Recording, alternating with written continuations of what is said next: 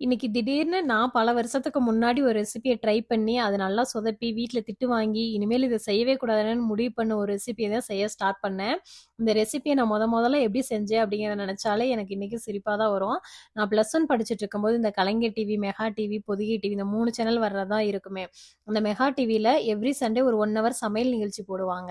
அந்த சமையல் நிகழ்ச்சிய பார்த்துட்டு நெறைய ரெசிபீஸ்லாம் ட்ரை பண்ணி மொக்க வாங்குனதெல்லாம் உண்டு. அதுல ஒண்ணு தான் இந்த கேரட் அல்வா, பொட்டேட்டோ சிப்ஸ் இது எல்லாமே. திடீர்னு ஒரு நாள் நான் கேரட் அல்வா செய்ய போறேன்னு சொல்லிட்டு, இருந்த மொத்த கேரட்டையும் துருவி போட்டு, இருந்த பால் எல்லாத்தையும் ஊத்தி நல்லா காய்ச்சி வச்சுட்டேன். அது ஏதோ பாயாசம் மாதிரி இருந்துச்சு. எங்க அம்மாவும் சாப்பிட்டு இப்படி பால், கேரட் எல்லாத்தையும் வேஸ்ட் ஆக்கிப்புட்டே அப்படிங்க. ஆனா நம்ம எவ்வளோ கேவலமா சமைச்சாலும் அது நல்லா இருக்குன்னு பாராட்டுறதுக்குன்னே ஒரு ஆள் இருப்பாங்க. அது வேற யாரும் இல்ல, அப்பாக்கள் தான்.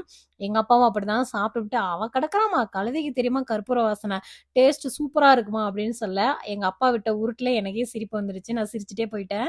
அன்னைக்கு அது கஷ்டமா இருந்தாலும், இன்னைக்கு வந்து அது எல்லாமே நல்ல நினைவுகளா மாறிடுச்சு. இந்த மாரி உங்களுக்கு ஒரு ஸ்டோரி இருந்துச்சுன்னா, இந்த வீடியோக்கு ஒரு லைக் குடுத்துட்டு போங்க.